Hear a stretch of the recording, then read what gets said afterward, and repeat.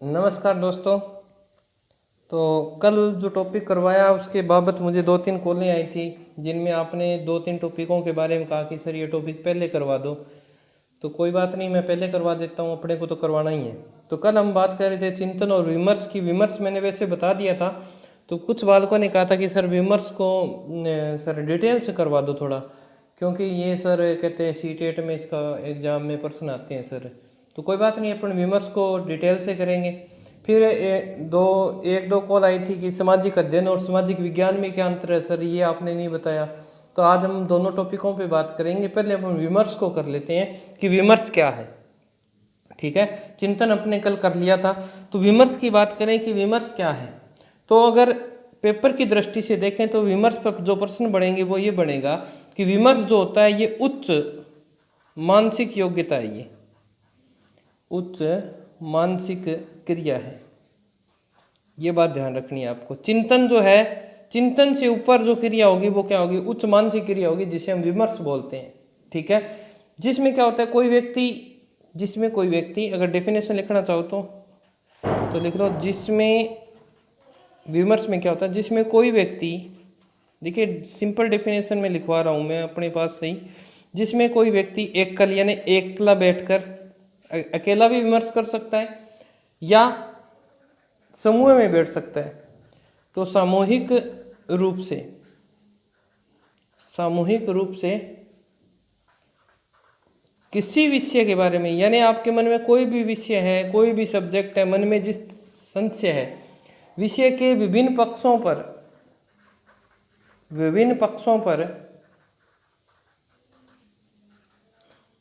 पर आत्म मंथन, यानी अकेला बैठकर, जब एकल होगा तो आत्म मंथन ही करेगा, या वैचारिक क्रियाएं करता है यानी अपने विचार रखता है, वो क्या कहलाता है, वो विमर्श कहलाता है, वैचारिक क्रिया करता है। अब देखिए, अब मैंने कल आपको चिंतन पढ़ाया था और आज मैं पढ़ा रहा हूँ आपको विमर्श। दोनों में फर्क है। चिंतन कभी भी प्रत्यक्ष नहीं होता, सामने नहीं कर सकते आप। ये हमेशा क्या होता है, अमूर्त होता है। किसी के सामने चिंतन नहीं किया जा सकता। चिंतन की भाषा, कई बार प्रश्न पूछ लेता है कि चिंतन में भाषा का प्रयोग होता है क्या। चिंतन में भाषा का प्रयोग अगर बात करें, चिंतन में भाषा का प्रयोग ना के बराबर होता भी है और नहीं भी होता। कैसे कि चिंतन जब करते हैं तो आदमी को एकाग्र होना पड़ता है, अटेंशन लेनी पड़ती है, तब भाषा का प्रयोग नहीं करते, सिर्फ अपने माइंड की क्रियाएं करनी होती हैं, माइंड से सोचना होता है, तो वहाँ प्रत्यक्ष नहीं आएगा। चिंतन अमूर्त होता है। ठीक है, चिंतन प्रत्यक्ष नहीं होता, किसी के सामने नहीं आएगा, इसे आप बोल सकते हो चिंतन अप्रत्यक्ष होता है, अमूर्त होता है, किसी के सामने नहीं किया जा सकता। आप अपनी मानसिक क्रिया कर रहे हो, किसी को क्या पता चल रहा है कि आप क्या सोच रहे हो, और ये एकाग्रता होगी। परंतु विमर्श की बात करें तो ये प्रत्यक्ष होता है, विमर्श प्रत्यक्ष होता है, क्योंकि इसमें विचारों का आदान प्रदान होता है कि क्या अच्छा है क्या बुरा है। तो दोनों एक दूसरे से संबंधित हैं, परंतु संबंधित होते हुए दोनों एक दूसरे से क्या है, अलग है। ठीक है, अगर मैं ये बात आप समझ गए होंगे कि कोई व्यक्ति अकेला हो या वो सामूहिक रूप से किसी विषय के विभिन्न पक्षों पर अपना आत्ममंथन या विचार प्रकट करता है, वो क्या कहलाता है, विमर्श कहलाता है। ठीक है, जैसे एग्जाम्पल की बात करें अपन, जैसे आज अपन कोरोना की बात कर लेते हैं कि कोरोना जो महामारी आई, इस पर मोदी ने जो लॉकडाउन किया, क्या वो सही रहा। इस पर सभी व्यक्ति अपना अपना मत देंगे, कोई कहेगा सही रहा, कोई कहेगा बहुत बढ़िया रहा, कोई कहेगा उसने गलती की, कुछ दिन पहले ही कर देना चाहिए था। तो सभी के अपने अपने विचार होते हैं, उन्हीं से व्यक्ति क्या करता है, बेचारे किसी भी विषय, आज हमारा विषय था कोरोना, इस पर हमने किसी के पक्षों को जाना, तो वो क्या कहलाएगा, विमर्श कहलाएगा। परंतु चिंतन में आप किसी के साथ ये नहीं कह सकते कि कोरोना पे आज हम चिंतन करते हैं, नहीं हो सकता। चिंतन आप अकेले बैठ कर करोगे, क्योंकि वो अप्रत्यक्ष होता है और अमूर्त होता है। विमर्श सबके सामने होता है और ये प्रत्यक्ष होता है, एक दूसरे के विचारों को जानते हैं तब। अगर इसके दूसरे उदाहरण की बात करें तो दूसरे उदाहरण में आप ले लो स्वच्छ भारत अभियान, क्या सार्थक रहा, इस पर लोगों के अलग अलग राय आएंगी, अलग अलग विचार आएंगे, वही क्या कहलाता है, विमर्श कहलाता है। ठीक है, तो इसमें से जो प्रश्न बनना है होता है वो यहाँ से बनता है कि विमर्श कहाँ का आयोजित हो सकता है। तो देखिए ये 3 स्थितियां होती हैं विमर्श की। पहली स्थिति की बात करें तो पहली होती है बालक के साथ विमर्श कर सकता है। पहली स्थिति तो ये है कि बालक के साथ विचार विमर्श कर सकता है, यानी अपने विचारों का आदान प्रदान कर सकता है, किसी भी विषय पर बात कर सकता है। तो ये सारा क्या है, विमर्श कहलाएगा। अगर 2 नंबर की बात करें तो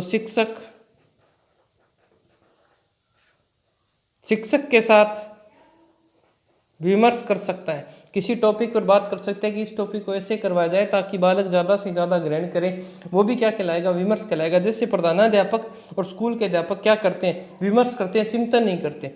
चिंतन कौन करेगा, चिंतन शिक्षक करेगा कि मुझे इस टॉपिक को कैसे करवाना है, किसी को बताएगा नहीं, अपने मन में धारण करेगा। तो यहाँ अगर आप बात करो तो प्रधानाध्यापक और अध्यापक जो होते हैं स्कूल में, उनके बीच में हमेशा क्या होता है, विमर्श होता है कि हमें शिक्षा में सुधार कैसे लाना है, बच्चों को क्या दिया जाए, बच्चों में नवीन जो क्रियाएं हैं या नवीन शिक्षण प्रणाली है उसको कैसे लागू करें। तो ये चीज़ होगी। नंबर 3 की बात करें तो नंबर 3 में आता है कि विमर्श का आयोजन बालक के मध्य होगा, शिक्षक के मध्य होगा, और तीसरा आपका आ जाएगा बालक और शिक्षक के मध्य होगा। आप कई प्रश्न आपने देखे होंगे पाठ्य पुस्तकों के अंत में होता है कि आप अपनी राय दीजिए, आप अपनी राय दीजिए, या आप क्लास के अंदर बच्चों से संगोष्ठी करवाएं, इस विषय पर चर्चा करवाएं। वो चर्चा ही क्या है, विमर्श है कि बच्चे उस विषय के बारे में क्या सोचते हैं। तो ध्यान रखना ये 3 तरह से आयोजित की जा सकती है। अब इसके अगर बात कर लें कि इसके लाभ क्या क्या हैं, इसके लाभ क्या क्या है, विमर्श के लाभ क्या है। तो ऐसा करने से बालकों में, अगर विमर्श करवाते हो आप कक्षा में बालकों से, तो ऐसा करने से बालकों में वैचारिक शक्ति का विकास होता है, यानी विचार करने की शक्ति का बालक में विकास होगा। वो हर कार्य को विचार कर कर करेगा, तो वैचारिक शक्तियों का क्या होगा, विकास होगा। पहली विशेषता ये। ओके। 2 नंबर, अगर वो विचार करेगा, अगर बालक किसी वस्तु के बारे में सोच रहा है और आपसे वार्तालाप कर रहा है कि ये चीज़ ऐसे क्यों है, तर्क शक्ति है, चिंतन कर रहा है, अर्थात ऐसा करने से बालक में क्या क्या चीजें विकसित हो जाएंगी अपने आप ही। बालक में चिंतन, ठीक है, चिंतन के साथ साथ विश्लेषण, यानी चीज को पूरा डीपली पढ़ेगा तो वो विचार विमर्श करेगा कौन सी बुक अच्छी है, कौन सी बुरी है। तो अगर विश्लेषण वो किसी मेथड, जैसे अपन बात करें, अपन सामाजिक विज्ञान पढ़ रहे हैं, आपको मोहनजोदड़ो सभ्यता पढ़नी है, तो क्या आप छोटी सी बुक से पढ़ लोगे? आप पूछोगे इसके लिए कौन सी बुक बढ़िया है, मैं एनसीईआरटी की बुक लेके आऊँ, या आरबीएससी बोर्ड की बुक लेके आऊँ, या मैं किसी प्रॉपर राइटर की बुक लेके आऊँ, या किसी यूनिवर्सिटी की बुक। ये आप क्या कर रहे हो, विमर्श कर रहे हो। ये आपके क्या है, विमर्श है। तो क्यों? क्योंकि आप उसे डीपली पढ़ना चाहते हो। तो ये विश्लेषण का भी विकास होता है। फिर आप में कौन सी क्षमता आ जाएगी, निरीक्षण करने की क्षमता, कौन अच्छा है, कौन सी बुक बुरी है, कौन सी अच्छी है, ये भी किससे आएगी, विमर्श से आएगी आप में, ठीक है। और निरीक्षण के साथ साथ आप में निर्णय लेने की क्षमता भी आ जाएगी कि मैं क्या करूं। तो ऐसी क्षमताएं किससे विकसित होंगी, सारी विमर्श से विकसित होंगी, ठीक है। 3 नंबर की बात करें तो विमर्श से क्या होगा, विमर्श देखने में छोटा शब्द है, पेपर में पूछ लेते हैं तो कोई बात नहीं। तो विमर्श से क्या होता है, व्यक्ति में, जो व्यक्ति होता है वो अपनी अभिव्यक्ति कर सकता है, उसके मन में क्या भाव है, वो विमर्श से बाहर आते हैं। आप बच्चे के सामने कोई समस्या रख दो, क्या आपको उसका उत्तर हाँ या ना में देना है, तो उससे बालक की क्या आएंगी, एक्टिविटीज सिर्फ नो, और वो बंद के रह जाएगा। अगर आपको कि बेटा इस विषय पर आपको खूब बोलना है, आप क्या बोल सकते हो, तो वो सारी क्या आएंगी, अभिव्यक्ति। तो बालक में विमर्श से बालक में अभिव्यक्ति की क्षमताएं विकसित होती हैं, क्षमताएं विकसित होती हैं, ठीक है। अब ध्यान रखना है, वेरी वेरी इंपॉर्टेंट प्रश्न यहीं से बन जाता है। पूछ लेगा आपको क्लास में, पेपर में पूछ लेगा कि विमर्श का आयोजन किस क्लास तक किया जाना चाहिए या किस स्तर के बालकों के लिए उपयोगी है, ये पूछ लेगा आयोजन। तो ध्यान रखना, इसका जो आयोजन है वो माध्यमिक प्लस उच्च माध्यमिक स्तर के लिए बहुत उपयोगी है। ये छोटी कक्षा में आप विचार विमर्श नहीं करा सकते, क्योंकि बालकों का मानसिक विकास नहीं हो पाता। जब तक बालकों का पूर्ण मानसिक विकास नहीं होगा तो बौद्धिक क्षमता कहाँ से आएगी। इसीलिए वो इसके लिए, विमर्श के लिए आपको कौन सी कक्षाओं का वेट करना पड़ेगा, इन बालकों में आप इस विमर्श करवा सकते हो। तो ध्यान रखना। तो विमर्श का आयोजन कौन सी क्लास के लिए? माध्यमिक और उच्च माध्यमिक स्तर के लिए। फिर इन दोनों में कौन सा गुरुजी दोनों आ जाए तो क्या करें? तो देखो ज्यादा बुद्धि कौन सी में होगी? 12वीं क्लास वाले में होगी। तो उच्च माध्यमिक स्तर के बालकों में विमर्श का आयोजन ज्यादा करवाना चाहिए और बालकों को विमर्श करने की छूट दी जानी चाहिए, विमर्श की स्वतंत्रता, ठीक है ना। विमर्श की स्वतंत्रता होनी चाहिए कि बालक विमर्श करके अपने जिस स्वतंत्रता का जो पालन कर रहा है वो किस प्रकार लोगों से बातें करें, किस चीज़ के जो मन के भाव हैं वो बाहर निकलेंगे, तो अभिव्यक्ति के माध्यम से तो बाहर निकलेंगे। तो बालक को ऐसा अवसर दिया जाना चाहिए। तो ये तो आपका कंसेप्ट था विमर्श का, जो आपने फ़ोन करके डिमांड की थी कि सर ये C-TET में आता है। तो कोई बात नहीं, C-TET का भी आपको करवाया जा रहा है। तो आपको कोई टॉपिक नहीं छोड़ूंगा मैं, अगर मेरा रह जाता है तो आप मुझे फ़ोन करके या कमेंट बॉक्स में जाकर और ये बता सकते हो। और दूसरी बात, आप ये मत सोचना कि सर के व्यूज़ वगैरह कम आ रहे हैं, सर बीच में सिलेबस छोड़ देंगे, ऐसा कभी नहीं हुआ। मैंने आज तक जो चीज़ पकड़ी है वो पूरी करवा के छोड़ी है और ये भी टॉपिक आपका पूरा करवाऊंगा। इसके बाद में मैं हिंदी की शिक्षण विधियाँ भी आपको करवाऊंगा, उसके बाद में मैं पॉलिटिकल भी आपको करवाऊंगा। तो आप टेंशन न ले, आपको मैटर पूरा दिया जाएगा, ठीक है। अब अगर बात करें अपने कि आपका दूसरा जो टॉपिक, कल आपने कहा था कि सर सामाजिक विज्ञान और सामाजिक अध्ययन में क्या अंतर है, तो ये देख लेते हैं। सामाजिक विज्ञान और सामाजिक अध्ययन को पढ़ने के लिए अपन पेज के 2 भाग कर लेते हैं पहले। अब देखो, इसको तुलनात्मक विधि से पढ़ेंगे अपन दोनों चीज़ों को, ठीक है। तो मैं एक तरफ लिख लेता हूँ सामाजिक विज्ञान और एक तरफ मैं लिख लेता हूँ सामाजिक अध्ययन, और ये अपना बीच का पार्टीशन तुलना कर रहे हैं। तो देखिए दोनों चीज़ें हैं तो एक ही, सामाजिक विज्ञान और सामाजिक अध्ययन दोनों ही चीज़ें किसका अध्ययन करती हैं? तो देखो ये दोनों ही चीज़ें करती हैं किसका? तो इसका टॉपिक है, जो कॉमन टॉपिक है वो है मानवीय संबंधों का अध्ययन करती है। ये ध्यान रखनी है कि सामाजिक विज्ञान किसका अध्ययन करती है? मानवीय संबंधों का। और सामाजिक विज्ञान किसका अध्ययन करती है? मानवीय संबंधों का। परंतु दोनों के स्तर में थोड़ा सा फर्क है, दोनों की प्रकृति एक जैसी नहीं है, थोड़ा सा हार्ड है, थोड़ा सा नॉर्मल है। तो देखते हैं कि सामाजिक जो विज्ञान है ना, इसको आप ये कह सकते हो कि ये प्रौढ़ों के लिए है। ये कौन सी अवस्था है? प्रौढ़ावस्था है, ठीक है, आप इसे ये बोल सकते हो। और ये जो है ये प्रारंभिक अवस्था है। सामाजिक अध्ययन कौन सी क्लास में होता है? प्रारंभिक अवस्था है, ये ध्यान रखना है। इसे शेष अवस्था भी आप बोल सकते हो, ध्यान रखना है। अब इसको मैं अपने बागड़ी तरीके से समझा देता हूँ आपको, सीधा सा नॉर्मल सा एक उदाहरण देके समझा देता हूँ कि दोनों में अंतर क्या है। देखिए एक व्यक्ति का नाम क्या लिखे, कोई किसी का नाम है, जैसे किसी व्यक्ति का नाम हंसराज है, किसी व्यक्ति का नाम हंसराज है, ये लो। अब ये हंसराज है और एक शब्द को मैंने लिख दिया हंसराज जी। यही फर्क है दोनों में, सामाजिक विज्ञान और सामाजिक अध्ययन में। बस नॉर्मल सी थिंकिंग से सोचना है कि एक व्यक्ति का नाम हंसराज और एक का नाम हंसराज जी है। व्यक्ति दोनों एक ही हैं, परंतु दोनों का अर्थ अब क्या है? अलग अलग है। कैसे? कि हंसराज है वो सामान्य व्यक्ति है। हंसराज क्या है? सामान्य व्यक्ति है, कोई भी हो सकता है, उसकी कोई वैल्यू नहीं है। परंतु इसके पीछे क्या शब्द लग गया? जी लग गया, हंसराज जी। अब इसके पीछे रीजन है कि जी लग गया, मतलब या तो ये कोई सामान्य व्यक्ति है, या ये कोई व्यक्ति अपने ससुराल गया है, इसकी शादी हुई है, या ये कोई बटाऊ है। सीधी सी बात होगी। तो दोनों में कोई फर्क नहीं था, ये सामान्य व्यक्ति था, ये विशिष्ट व्यक्ति हो गया। वैसे ही सामाजिक अध्ययन सामान्य है और सामाजिक विज्ञान क्या है? विशिष्ट है। समझ में आ गया होगा। अब देखते हैं कि दोनों का कार्य क्षेत्र क्या क्या है। अगर बात करें वर्तमान में, तो ये आता है कक्षा, सामाजिक विज्ञान की बात कर रहा हूँ, ये आता है कक्षा 6 से 10 तक। कक्षा 6 से 10 तक जिस चीज़ का अध्ययन करवाया जाता है, मानवीय संबंधों का जो अध्ययन करवाया जाता है, वो कहलाती है सामाजिक विज्ञान। तो ध्यान रखना, सामाजिक विज्ञान कक्षा 6 से 10 तक, और सामाजिक जो अध्ययन है ये कक्षा 3 से 5 तक। सामाजिक अध्ययन कक्षा 3 से 5, जहां इसका नाम मिलता है अपने को पर्यावरण अध्ययन। पर्यावरण अध्ययन।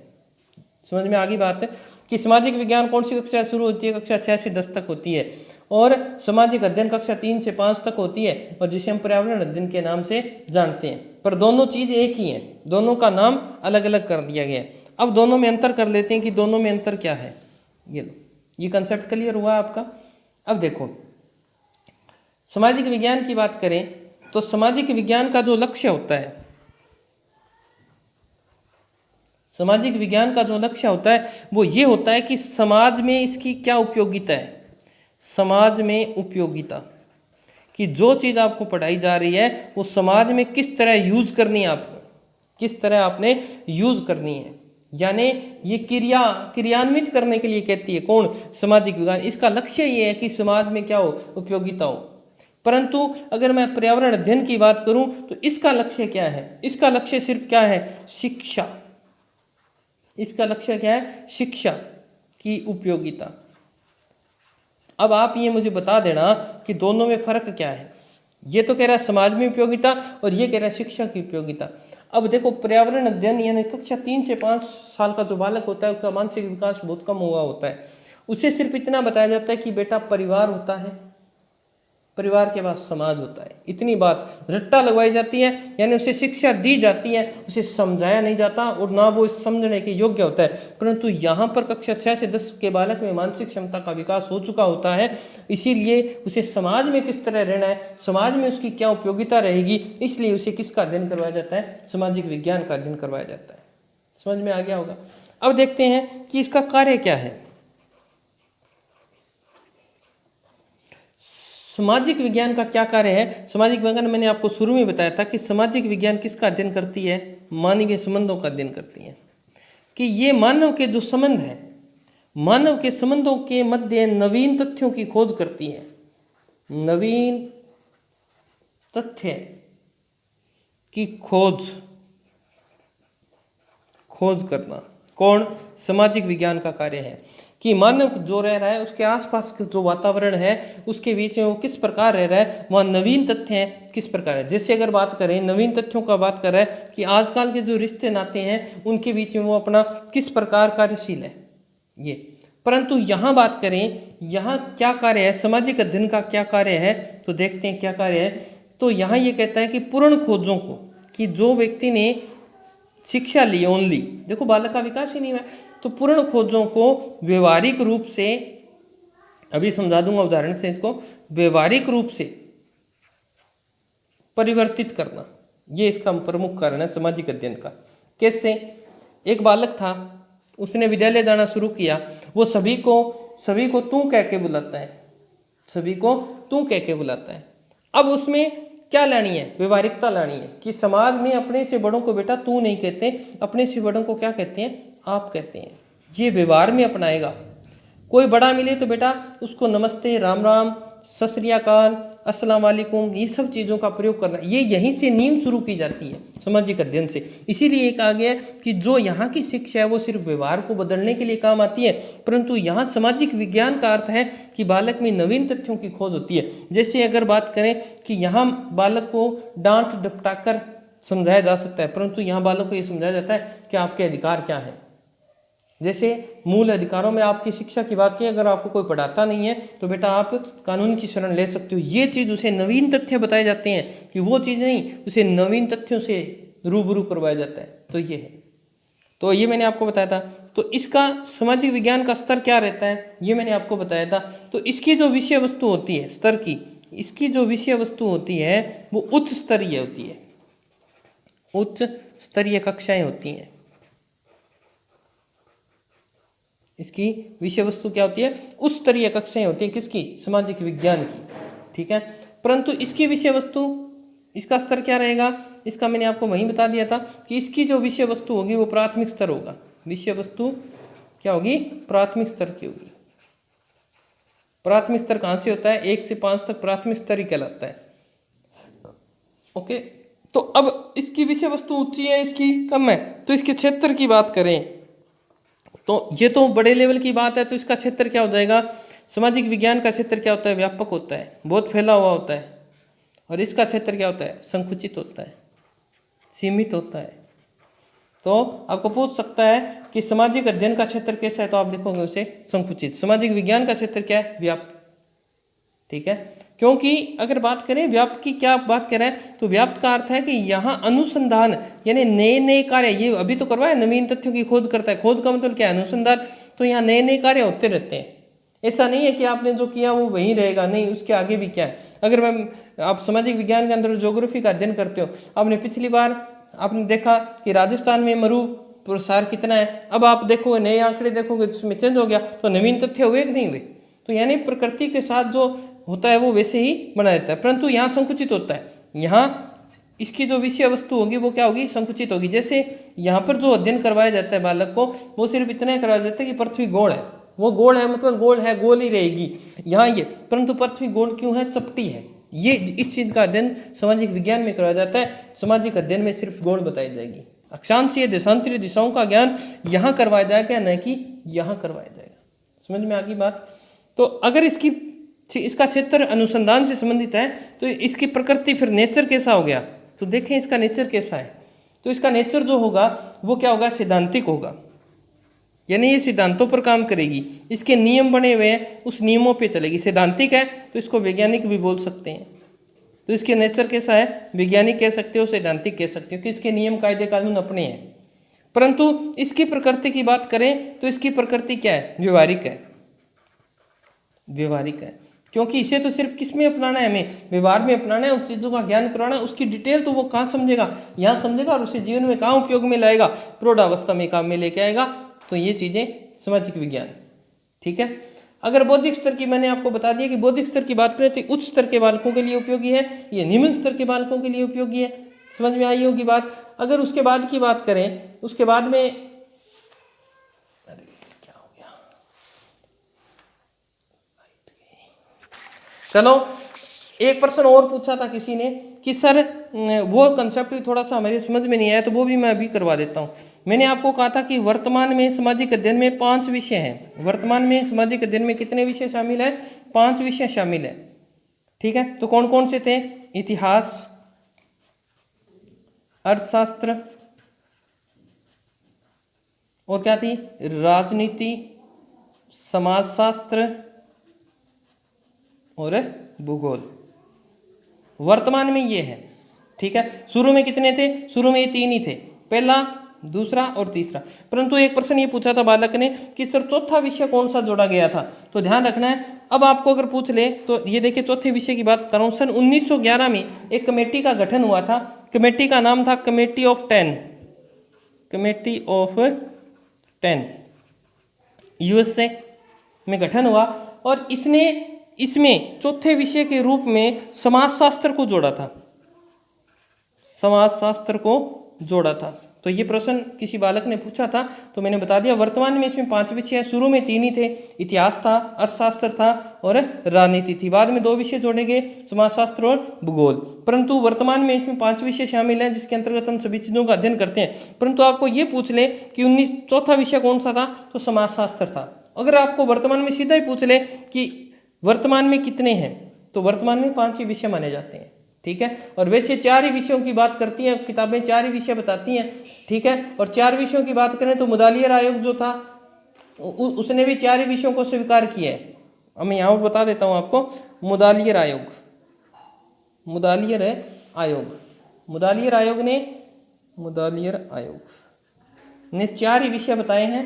4 विषय कौन कौन से बताए हैं, तो देखो जो शुरू वाले विषय बताए थे वही बताए गए हैं। तो इसमें मुदालियर आयोग ने जो बताए हैं वो आपको बताया इतिहास, ठीक है, अर्थशास्त्र, नागरिक शास्त्र और अर्थशास्त्र, इतिहास, अर्थशास्त्र, नागरिक शास्त्र और ज्योग्राफी यानी भूगोल। तो ध्यान, ऐसे प्रश्न अगर पूछेगा तो वर्तमान का पूछेगा कि वर्तमान में कितने विषय शामिल हैं, तो 5। मुदालियर आयोग में अनुसार कितने हैं, 4। चौथा विषय कौन सा जोड़ा गया था, कमेटी ऑफ 10 ने समाजशास्त्र। शुरू में कितने थे, 3 थे। तो धन्यवाद दोस्तों, मिलते हैं नेक्स्ट वीडियो में। तब तक शुभ रात्रि, और रात्रि को बनाया गया वीडियो तो शुभ रात्रि होगी आपकी। तो मिलते हैं नेक्स्ट वीडियो में। ज़्यादा से ज़्यादा शेयर करें वीडियो को, कमेंट में अपने राय जरूर दें। आपको कोई दिक्कत आ रही है, टॉपिक से संबंधित दिक्कत आ रही है, तो आप कमेंट बॉक्स में लिखें, आपको वो भी टॉपिक करवा दिए। परंतु मैं ये टॉपिक आगे करवाने वाला था, परंतु फिर बच्चों ने कहा कि सर आप अभी करवाओ, तो मैंने आपको करवा दिया। तो मिलते हैं नेक्स्ट वीडियो में, तब तक धन्यवाद।